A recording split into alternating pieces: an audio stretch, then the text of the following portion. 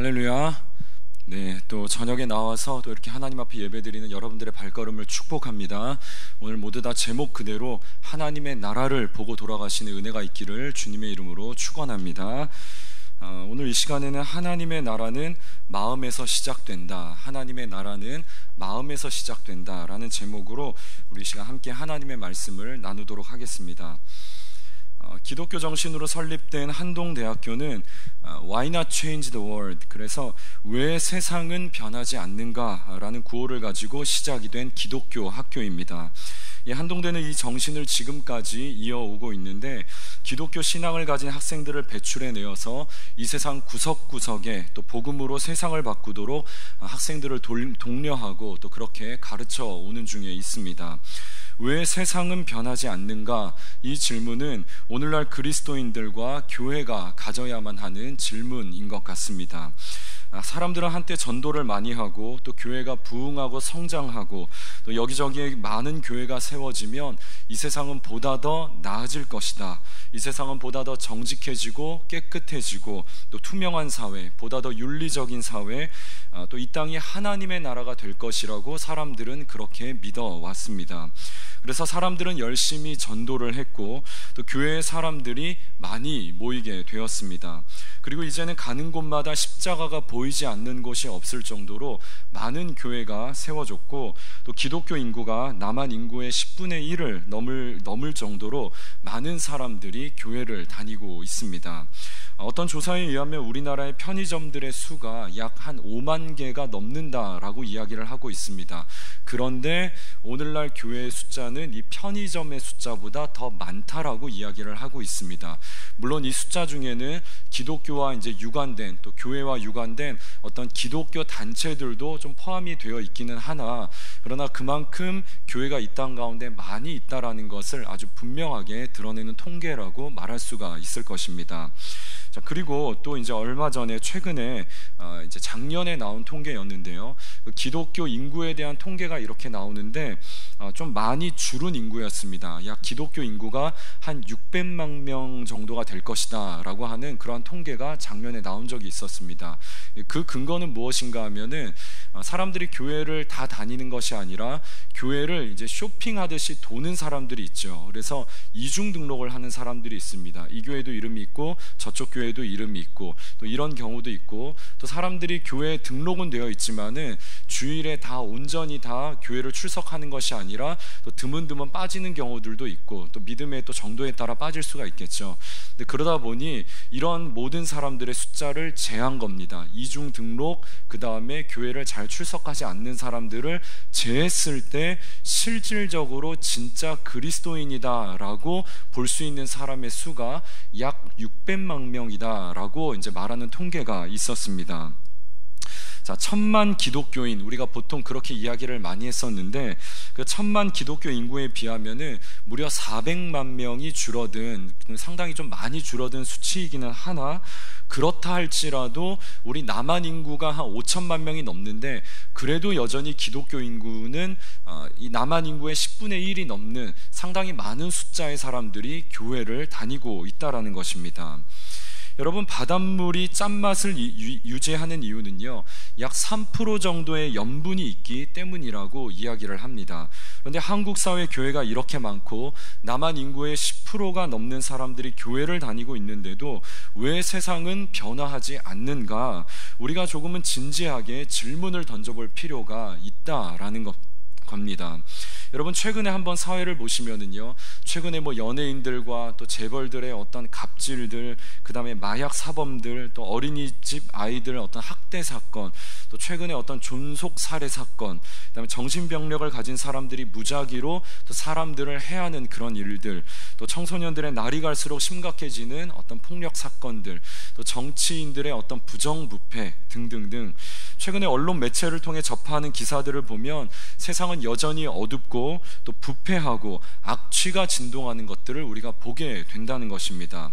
분명히 사회 여러 곳에 많은 영역의 기독교인들이 포진해 있을 텐데 왜 세상은 여전히 어둡고 부패하고 악취가 나는가?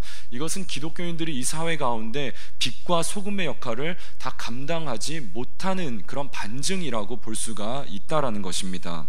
자, 그렇다면 이 세상은 어떻게 해야 더 나아질 것인가? 우리는 고민을 하게 되는데 주로 어떤 방법적인 부분들을 가지고 많이 고민하는 것을 보게 됩니다. 사회에 어떤 부정적인 이슈들이 터질 때마다 거기에 이제 기사가 있으면 그 밑에 댓글들이 엄청나게 달리게 되죠. 그래서 제가 가끔씩 그 댓글들을 하나도 남김없이 다 읽어볼 때가 있습니다. 왜냐하면 요즘 사람들이 어떤 생각을 가지고 있는가, 또 교회에 대해서도 어떤 생각들을 가지고 있는지 좀 알아야 되기 때문에 불편해도 그것들을 다 읽습니다. 근데 특별히 강력 사범에 대한 글들의 대부분의 경우에는 사람들의 이 댓글들을 정리하면 딱 이렇게 요약을 할 수가 있습니다. 우리나라는 법이 너무 허술하다, 처벌이 너무 약하다, 또 처벌을 더 강화해서 다시는 이런 범죄들이 일어나지 않게끔 해야 되겠다. 최근에 우리가 지금 일어난 어떤 존속 살해 사건, 또 이런 경우에는 이런 사람들은 아예 사회에서 영구 격리시키거나 사형을 시켜가지고 이 땅에서 아예 없어지게 만들어야 된다. 이런 류의 댓글들이 상당히 많은 것들을 보게 됩니다. 그리고 사람들의 공분을 심하게 사는 기사, 어떤 그런 사건들에 대해서는 사람들이 또 국민청원 홈페이지로 막 몰려가가지고 이 문제를 국가가 직접 나서서 해결하십시오, 사람들이 그렇게 또 몰려가서 청원하는 것들도 우리가 보게 되지 않습니까? 마치 벌레를 박멸하기 위해서 살충제를 강력하게 써야 되듯이 이 세상에서 범죄를 없애고 보다 살기 좋은 나라를 만들기 위해서는 법을 강화해야 된다, 시스템을 강화해야 된다, 뭔가 보다 더 강력한 대책을 요구한다는 것입니다. 물론 이 말이 틀린 말은 아니지만 그렇다고 다 맞는 말도 아닙니다. 여러분, 아이를 무조건 엄하게만 한다고 해서 이 아이가 온전히 변화되는 것은 아니겠죠. 여러분, 마찬가지로 법만 강화하고 시스템만 강화한다고 해서 이 사회가 범죄가 없는 살기 좋은 나라가 된다는 보장은 없다라는 것입니다. 여러분, 가장 중요한 문제는 인간이라는 존재 자체가 변화되지 않고서는 법을 강화하고 시스템을 강화한다 한들 이 세상은 변화되지 않는다라는 거예요. 여러분, 이것이 오늘 예수님이 말씀하시는 산상수훈의 핵심입니다. 어떻게 하면 이 세상이 변화될 것인가? 어떻게 하면 이 세상이 하나님의 나라가 될 것인가? 우리의 마음이 변화되지 않고서는 이 땅에 하나님의 나라는 오지 않는다라는 겁니다. 이 사실을 이미 2000년 전에 이스라엘 사람들은 경험적으로 알고 있었습니다. 이스라엘 사람들은 이제 이집트에서 노예살이를 400년간 하다가 모세라고 하는 걸출한 지도자를 통해서 이 이집트를 탈출을 하게 됩니다. 그리고 하나님께서 약속하신 가나안 땅에 들어가게 되죠. 근데 하나님께서 이 약속의 땅 가나안을 허락해 주셨던 이유는 그 땅에 들어가서 너희가 잘 먹고 잘 살라고 한 게 아니에요. 그 땅에서 하나님의 나라를 이루어 봐라, 주님이 그곳을 선물로 주셨다라는 겁니다. 그러나 이스라엘 사람들은 이 하나님의 그 명령에 대해서 온전히 이루지 못했고요, 성공하지 못했습니다. 결국 이스라엘 사람들은 나라가 망했고 이방 사람들의 손에 의해 철저히 짓밟히면서 성전마저 무너지게 되는 치욕을 겪게 되고 말았습니다. 이스라엘 사람들은 이 나라가 망하면서 특별히 성전이 무너진 것에 대해서 굉장한 충격을 많이 받았습니다. 왜냐하면 이 성전이라고 하는 것은 오늘날 우리로 말하면 교회입니다. 그래서 성전은 하나님이 임재해 계신 곳이고 하나님이 우리와 함께 계시다고 하는 일종의 표징이었는데 이곳이 무너졌기 때문에 그러면 하나님은 우리를 싫어하셨나? 우리를 떠나셨나? 아니면 하나님이 아예 계시지 않는가? 사람들이 고민하기 시작을 했다라는 겁니다. 그래서 사람들이 이제 우리가 왜 멸망을 당하게 되었을까? 무엇이 문제였을까? 고민하는데 그 답을 신명기에서 찾게 되었습니다. 우리 신명기 6장 3절 말씀을 같이 한번 읽어보겠습니다. 시작. 이스라엘아, 듣고 삼가 그것을 행하라. 그리하면 내가 복을 받고 내 조상들의 하나님 여호와께서 내게 허락하심 같이 적과 꿀이 흐르는 땅에서 내가 크게 번성하리라. 아멘. 자, 우리 신명기 8장 19절 말씀도 우리 같이 한번 읽어보겠습니다. 시작. 내가 만일 내 하나님 여호와를 잊어버리고 다른 신들을 따라 그들을 섬기며 그들에게 절하면 내가 너희에게 증거하노니 너희가 반드시 멸망할 것이라. 아멘.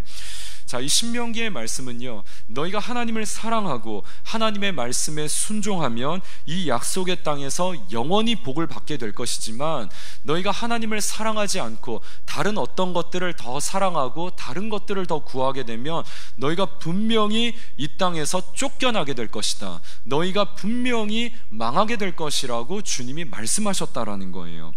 순종하면 복을 받고 불순종하면 저주를 받는다. 여러분, 이것이 신명기를 관통하는 주제입니다.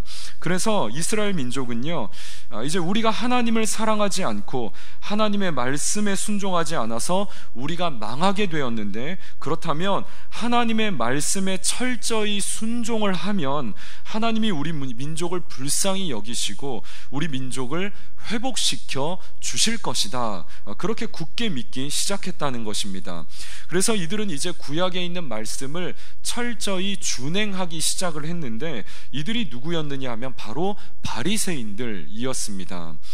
그래서 이 바리새인들의 시작은 하나님을 더욱더 사랑하려고 하는 아주 순수한 동기에서 시작이 되었다라는 겁니다. 그런데 시간이 지날수록 이 처음에 순수했던 의도와는 달리 이들은 점차 율법에 또 다른 율법을 덧대기 시작을 했습니다. 하나님을 기쁘시게 하는 삶을 살기 위해서는 율법이 보다 더 철저해져야만 하고, 또 생활의 세부적인 부분까지 거룩하고 정결한 삶을 살아야 한다라고 생각을 해서 어떤 생활의 아주 세세한 부분들까지 율법을 신설하고 추가하는 일들을 계속해 나가기 시작을 했다라는 거예요.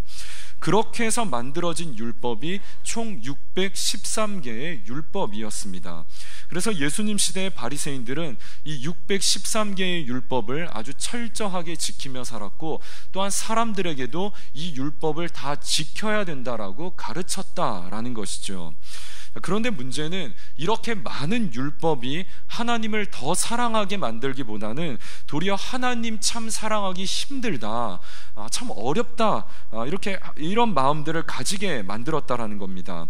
그래서 바리새인들은 율법을 잘 지키면 하나님을 더 사랑하게 되고 이 세상이 보다 더 하나님의 나라가 될 것이라고 그렇게 믿었지만, 도리어 율법이 하나님과 사람 사이를 멀어지게 만들고, 또 이 율법이 사람들의 삶을 더욱더 무겁게 만드는 무거운 멍에로 변질되어 버리고 말았다라는 것입니다. 법을 강화하고 사회의 시스템을 강화한다고 사람들이 변화하거나 사회가 더 좋아지는 것이 아니라는 것을 지금 이스라엘 사람들은 이 율법을 통해서 분명하게 경험적으로 알게 되었다라는 거예요. 이러한 상황에서 예수님은 지금 자신을 따라온 무리들을 향해서 하나님의 나라는 어떠한 외적인 조건들, 많은 율법의 조항들을 잘 지킨다고 이루어지는 것이 아니라고 말씀을 하고 계시는 것이었습니다.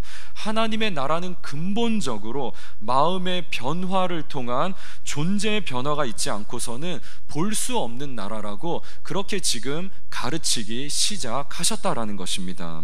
실제로 이 산상수훈에 관한 말씀을 보면 다 마음과 관계가 있는 말씀들입니다. 심령이 가난한 자, 애통하는 자, 온유한 자, 의에 줄이고 목이 마른 자, 긍휼히 여기는 자, 마음이 청결한 자, 화평한 자, 의를 위하여 박해를 받는 자.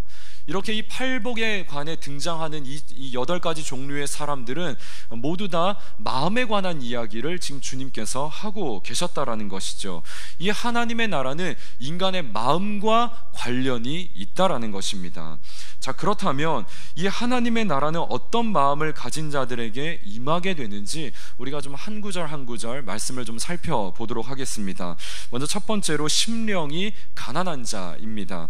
우리 마태복음 5장 3절의 말씀을 다 같이 봉독해 보겠습니다. 시작.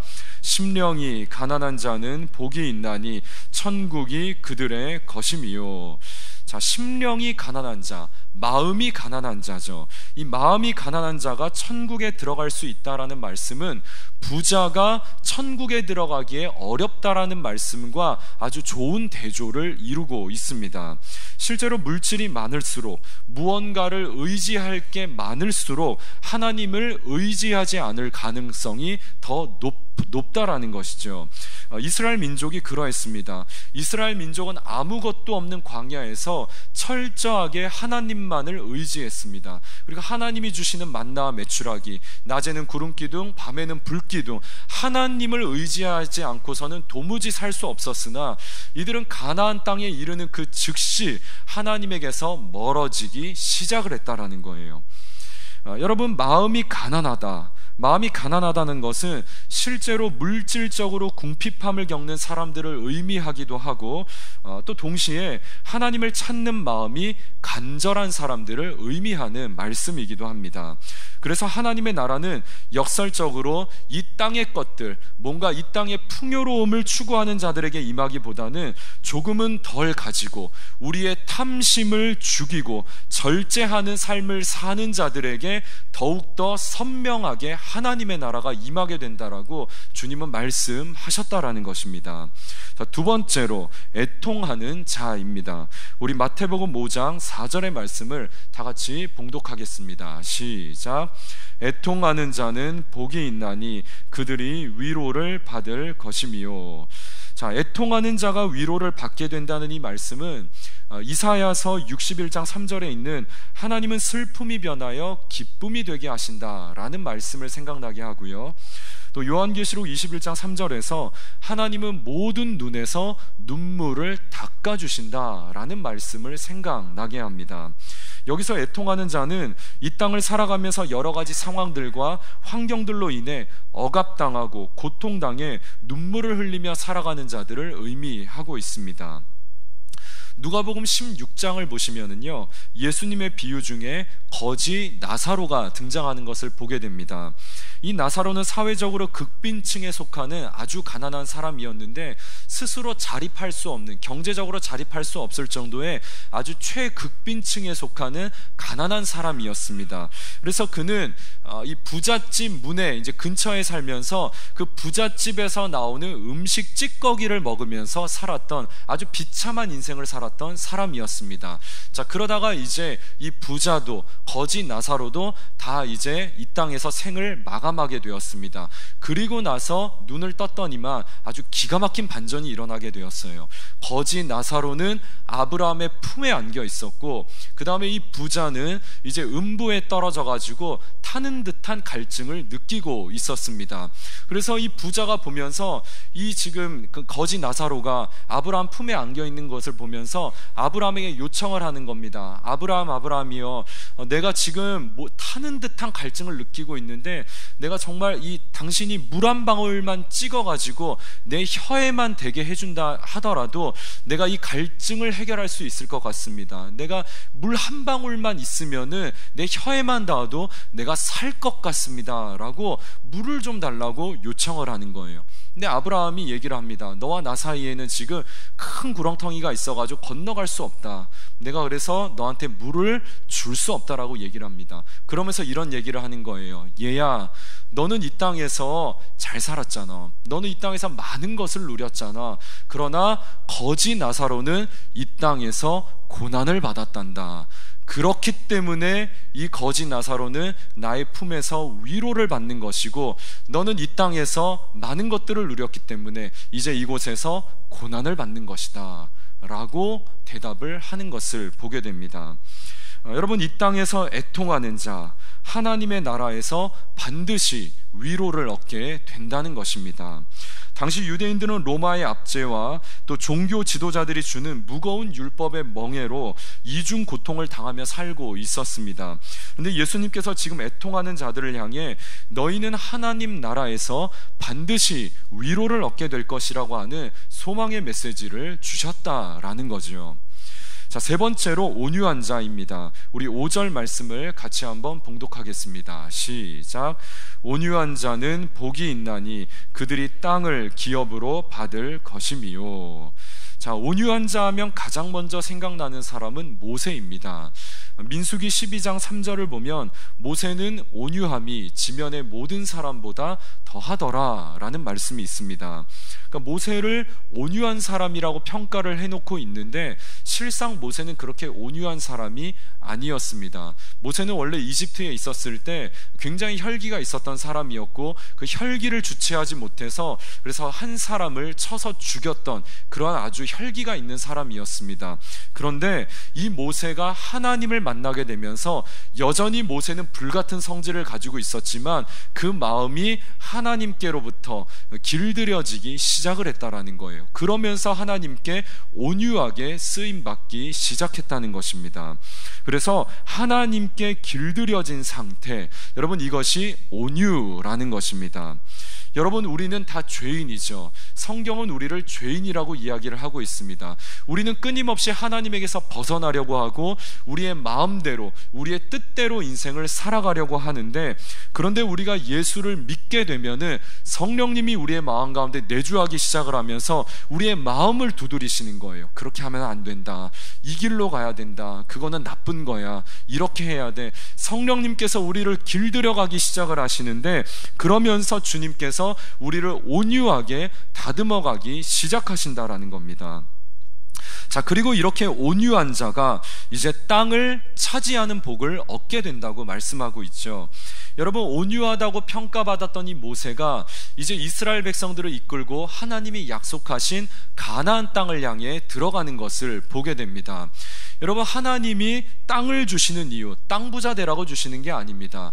땅을 주시는 이유는 그 땅에서 하나님의 나라를 이루라고, 하나님이 왕으로 좌정해 계시는 하나님의 통치가 온전하게 이루어지는 하나님의 나라를 이루라고 우리에게 땅을 선물로 주신다라는 거예요. 여러분, 그래서 이 하나님의 나라라는 것은 왕이 있어야 되고 백성이 있어야 되고 땅이 있어야 됩니다. 그런 의미에서 온유한 자들에게 땅을 주신다라는 건데, 여러분 오늘날 우리에게 땅이라고 하는 것, 부동산이라고 하는 것은 우리는 어떤 투기의 대상이고 부를 축적하는 대상으로 지금 잘못 변질되어 있습니다. 그래서 우리가 이렇게 갑자기 생각지 못한 어떤 땅을 얻게 되었다, 어떤 장소를 우리가 얻게 되었다라고 했었을 때는 생각을 해야 되는 거예요. 하나님이 나에게 왜 이런 땅을 주셨을까? 하나님이 나에게 왜 이런 장소를 허락해 주셨을까? 이곳에 하나님의 나라를 이루라고, 이곳에 하나님의 예배가 일어나게 하라고, 그런 의미에서 하나님이 우리에게 땅을 선물로 주신다라는 겁니다. 여러분, 이렇게 하나님께 길들여진 온유한 자들은 하나님의 나라를 보게 된다는 것입니다. 자, 네 번째로 의에 줄이고 목마른 자입니다. 우리 마태복음 5장 6절 다 같이 봉독하겠습니다. 시작. 의에 줄이고 목마른 자는 복이 있나니 그들이 배부를 것임이요. 자, 여기서 말하는 의는 하나님의 의로움이에요. 그래서 그리고 또 한편으로는 이 땅에서 실현될 정의를 뜻하는 말이기도 합니다.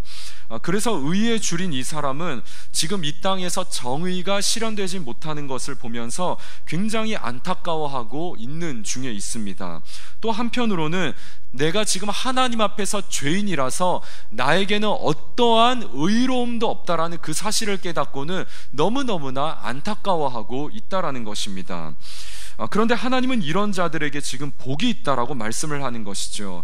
그리고 이런 의로운 자들, 이런 의에 목마른 자들이 완전한 정의가 이루어지는 하나님의 나라를 보게 될 것이고, 또 이 하나님의 나라를 보게 되는 것만으로도 이들은 충분히 만족함을 누리게 될 것이라고 말씀하셨다는 것입니다. 자, 다섯 번째로 긍휼히 여기는 자입니다. 우리 마태복음 5장 7절 말씀 같이 봉독합니다. 시작. 긍휼히 여기는 자는 복이 있나니 그들이 긍휼히 여김을 받을 것임이요. 자, 긍휼히 여긴다는 말은 다른 말로 다른 사람을 불쌍히 여긴다라는 말이죠. 타인에 대한 이해와 공감 능력을 가지고 있는 사람을 긍휼히 여기는 사람이라고 말할 수가 있을 것입니다. 그런데 우리가 다른 누군가를 긍휼히 여길 때 다른 누군가도 우리를 긍휼히 여기게 된다라는 겁니다.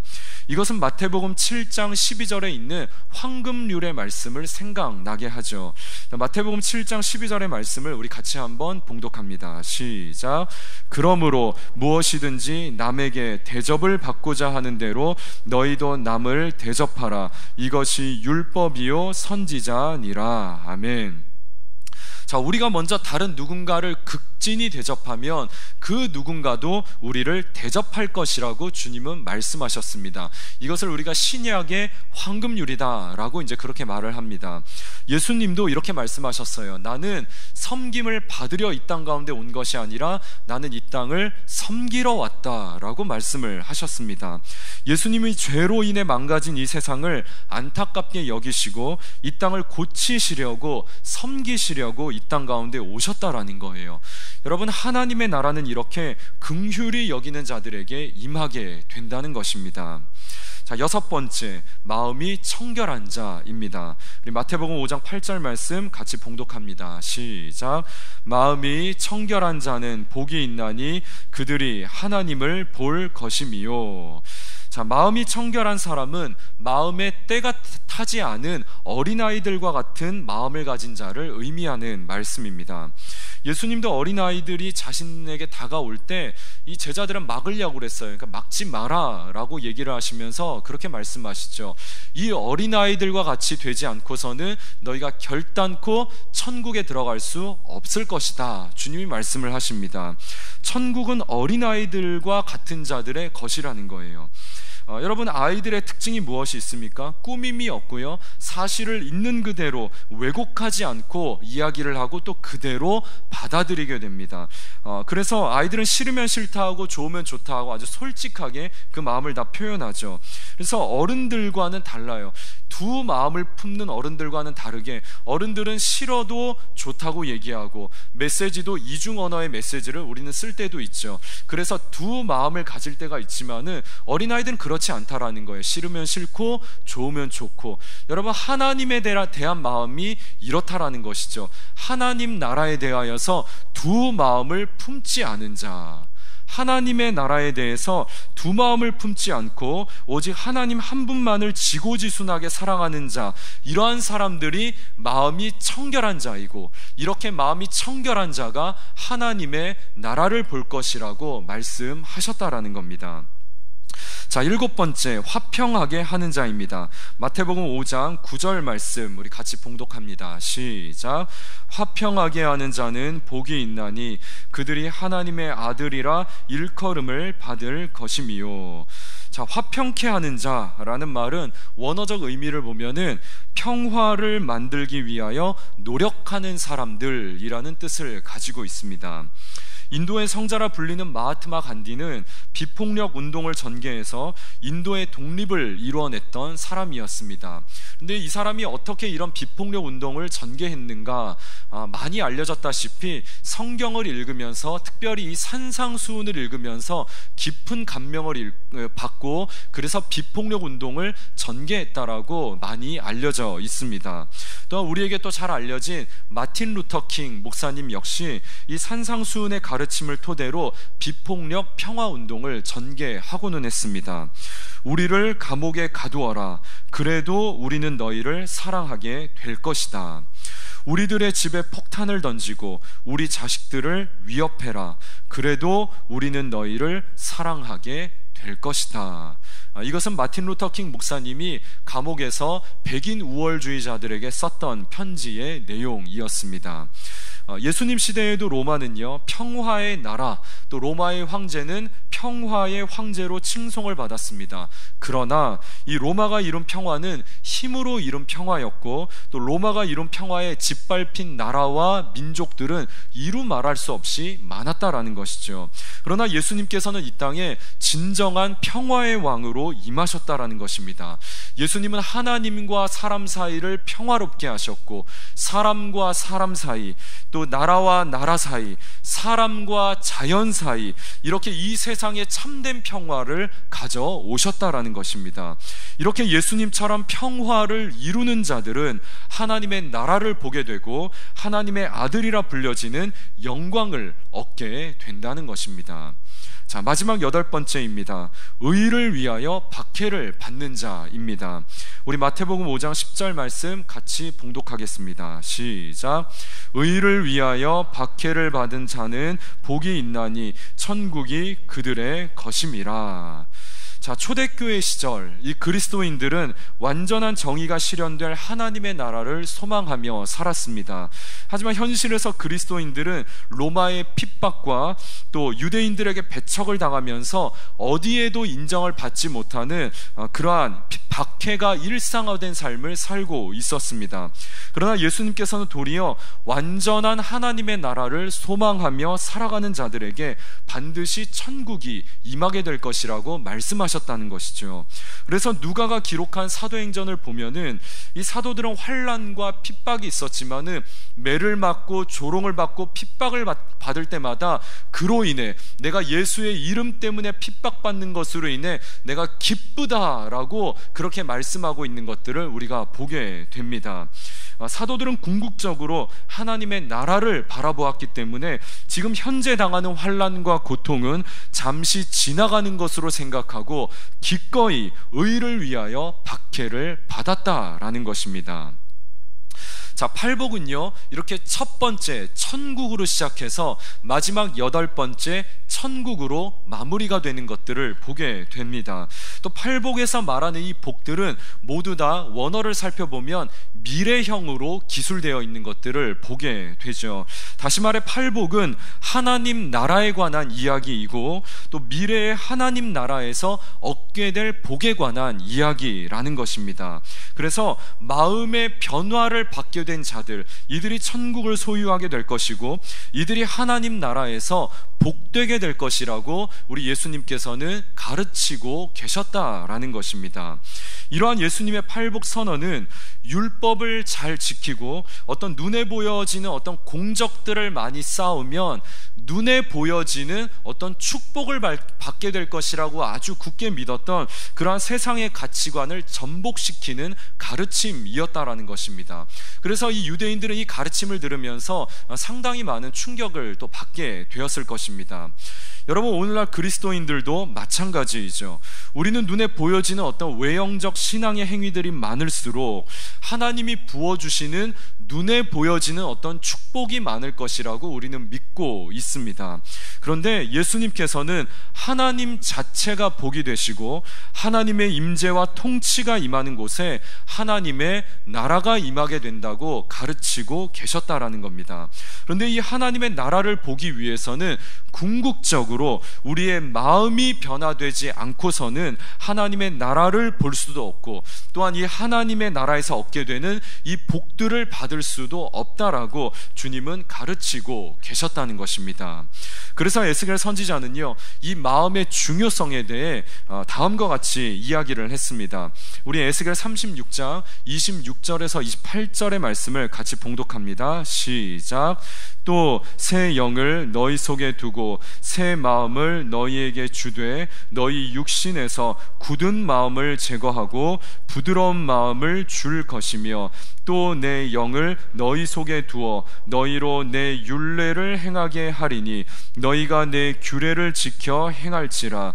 내가 너희 조상들에게 준 땅에서 너희가 거주하면서 내 백성이 되고 나는 너희 하나님이 되리라. 아멘. 자, 이전에는 하나님이 모세를 통해서 돌판에 율법을 새겨서 주셨는데 이제는 그런 식으로 법을 주시지 않는다는 거예요. 이제는 하나님께서 법을 우리의 마음판에 직접 새겨주시겠다라고 말씀을 하고 있는 겁니다. 그래서 마음에 하나님의 법이 심겨진 자들, 마음의 변화를 받은 자들이 하나님의 나라에 참여할 수 있게 된다는 것이죠. 같은 맥락에서 사도 바울도 이 마음의 중요성에 대해 이야기하고 있습니다. 우리 로마서 12장 2절의 말씀 다 같이 봉독해 보겠습니다. 시작. 너희는 이 세대를 본받지 말고 오직 마음을 새롭게 함으로 변화를 받아 하나님의 선하시고 기뻐하시고 온전하신 뜻이 무엇인지 분별하도록 하라. 자, 마음을 새롭게 함으로 무엇을 새롭게 합니까? 마음을 새롭게 함으로. 우리가 완전히 새로운 존재가 되려면 무엇이 바뀌어야 되느냐? 마음이 바뀌어야 된다라고 말씀하고 있는 것입니다. 마음이 새로워지지 않고서는 우리는 결단코 하나님의 나라에 들어갈 수 없다라는 거예요. 누가복음 17장에서는 이 예수님께서는 하나님 나라는 마음에서부터 시작된다라는 것을 아주 분명하게 말씀하신 구절이 있었습니다. 누가복음 17장 20절과 21절의 말씀 우리 다 같이 봉독하겠습니다. 시작. 바리새인들이 하나님의 나라가 어느 때에 임하나이까 묻거늘 예수께서 대답하여 이르시되 하나님의 나라는 볼 수 있게 임하는 것이 아니요 또 여기 있다 저기 있다고도 못하리니 하나님의 나라는 너희 안에 있느니라. 아멘. 자, 하나님의 나라는 어디에 있습니까? 우리 안에 있다라는 거예요. 어떤 바리새인이 와서 물었습니다. 예수님, 당신의 이야기를 많이 들어보니까 하나님 나라에 대해서 강론을 많이 하시는데 그러면 하나님의 나라가 도대체 어디에 있습니까? 그걸 우리한테 좀 보여주십시오 라고 얘기하니까 하나님의 나라는 볼 수 있게 임하는 것이 아니다. 여기 있다 저기 있다라고도 말할 수 없고 하나님의 나라는 이미 우리 안에 있다라고 주님께서 말씀하셨다라는 거예요. 여러분, 하나님의 나라는 이미 우리 안에서 시작되고 있다라는 것입니다. 자, 그러면 이 설교의 서두에서 던졌던 이 질문에 답을 할 차례입니다. 왜 세상은 변화되지 않는가? 이 땅에 교회가 이렇게 많고 600만이 넘는 그리스도인들이 있다고 말하는데 왜 세상은 하나님의 나라로 변화되지 못하는가? 믿는 자들이 마음에서부터 하나님의 나라를 잃어버렸기 때문이라는 것입니다. 예수님은 이 세상이 변화되는 것에 대해서 어떤 방법을 말씀하신 적이 없으셨어요. 그냥 너희가 소금이 되고 너희가 그냥 빛이 되라. 너희가 소금과 같은 존재, 빛과 같은 존재가 되라고 말씀하셨지, 어떤 이 세상을 새롭게 하는 어떤 법과 시스템을 강화하고 어떤 캐치프레이즈, 어떤 구호들을 강하게 외치면서 어떤 방법들을 통해서 이 땅을 하나님의 나라 되게 하는 것이 아니라고 하시는 겁니다. 그냥 주님께서 말씀하시는 건 간단한 거예요. 너희 안에 하나님의 나라가 있느냐? 너희가 하나님의 나라를 품고 있느냐? 너희 존재 자체에 이미 하나님의 나라가 임한다면은, 너희가 빛과 소금과 같은 존재가 된다면 너희가 살아가는 곳에 어둠이 물러갈 것이고 이 땅에 짠맛을 내가지고 이 땅이 부패하지 않게 만들 것이고, 그래서 이 땅은 하나님의 나라가 될 것이다 라고 주님은 말씀하셨다라는 겁니다. 말씀을 맺습니다. 여러분, 하나님의 나라는 어디에 있습니까? 하나님의 나라는 왜 우리에게 임하지 않는 것입니까? 이유는 우리의 마음에 달려 있다는 것입니다. 오늘 예수님께서는 이 팔복의 말씀을 통해 하나님의 나라는 우리의 마음에서부터 시작된다고 가르쳐주고 계십니다. 마음의 변화를 받은 자들, 하나님의 나라를 품은 자들을 통해 이 세상은 더욱 하나님의 나라가 되는 줄로 믿습니다. 이번 한 주간 하나님의 나라를 유업으로 받을 만한 복된 마음을 가지고 있는지 다시 한번 우리의 마음을 살피시고, 또 마음의 변화를 받아 하나님이 우리에게 주시려고 하는 그 좋은 복들을 다 받아 누리시는 저와 여러분들이 되시기를 주님의 이름으로 축원합니다.